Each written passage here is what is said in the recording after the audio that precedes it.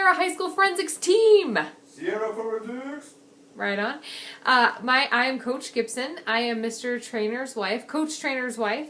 You can give him a hard time later about why we have different names. But welcome to this awesome academic sport. Mr. Trainer said I had to sign some forms, and I don't really want to sign any forms. So this is how we'll do our little kind of workshops for interpretation, literature interpretation. It's wonderful. There's two different kinds. There's dramatic interpretation and comedic interpretation, and duos can do either one.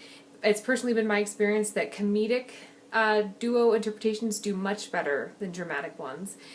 So just a quick breakdown, the dramatic side, you have to be a lot more serious, and you can't have these extreme characters because it'll come off as you're making fun of the literature, and you don't want to be making fun of something like The Diary of Anne Frank or anything like that. So if you're going to do a serious dramatic piece of literature interpretation, you need to be really authentic.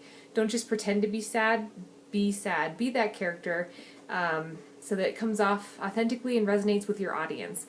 Now, on the comedic side, you can have a ball being extreme with your body, with your face, all kinds of things. Speaking of face, for those guys and gals who have long hair, it's really essential in literature interpretation to have your hair back so your judge and your audience can really see all the hard work you do on your face and your features. So, with the dramatic side, that when you're acting more like an actual human being. So to transition between characters, when different characters are speaking, you can do really simple things like going from here and speaking as your character to a different character, just a slight turn. Nothing too crazy. That would probably be, looks like an old man almost, but you know, if you're a gal, from here to a gentleman speaking. So it's little quick pops, and you'll change your whole body and face and everything when you pop to different characters. Again, on the dramatic side, it's a really tricky balance because you don't want to become farcical, again, where you're making fun of the literature that's presented before you. So that one is kind of tricky. But on the comedic side, you can have a huge ball. Like, as you can see, you know, you can become big, wide, thin, all kinds of just crazy body things. And I encourage you to get in front of a mirror and just see how crazy you can get. But it's important that if you're down here, that you can still pop into a different character without falling on your face. So, the pops are just swift movements that are associated with different characters.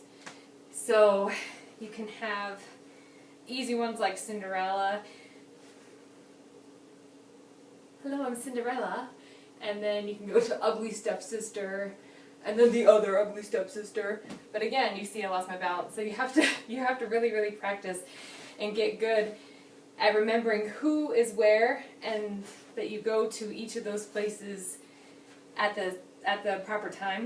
And I did karate for many years, so that's why I'm so good at going to super quick motions. But with practice, anyone can, you know. So those are poppings. And next, it's really important that you work with your face. So just like Jim Carrey did, you get in front of a mirror and you really see how much you can do with your face. And if you can keep your face in a particular place while you speak, sometimes the really extreme ones, like you really have to speak slow and enunciate so that your audience can understand you. If you have a really, exactly like I said, if you have really extreme face, make sure that you really project and enunciate each one of your words. You can also really play with your voice. Again, this is all on the comedic side where you can be just verbose, just crazy. But your voice, you know, can go super high and super low. And if you push your tongue to the back of your face, you do this voice that has been a secret in my drama team for a while, where you can speak like this, as if you're a munchkin doing some crazy stuff in Munchkin Land. Anyway, so you play with everything, and you pull everything out of you, and you should be exhausted by the end. Oh, speaking of that, that's the most important part is picking your piece. It's also one of the hardest parts. So 1 and 2 act plays work really well because they have a beginning, middle, and an end, and you can really cut out what you want, like as long as it makes a cohesive story.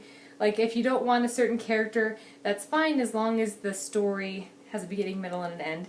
So plays, books, I mean, I've seen everything from fairy tales to Diary of a Wimpy Kid to all kinds of different plays.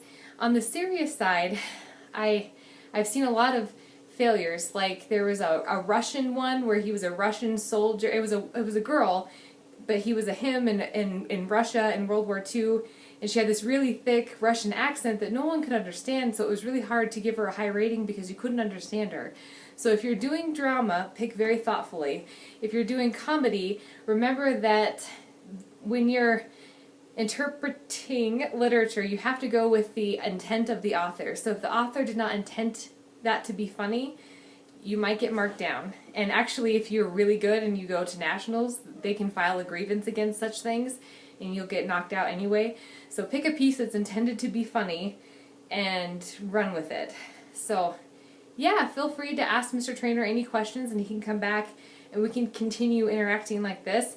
It's so nice to meet you. Have a wonderful year.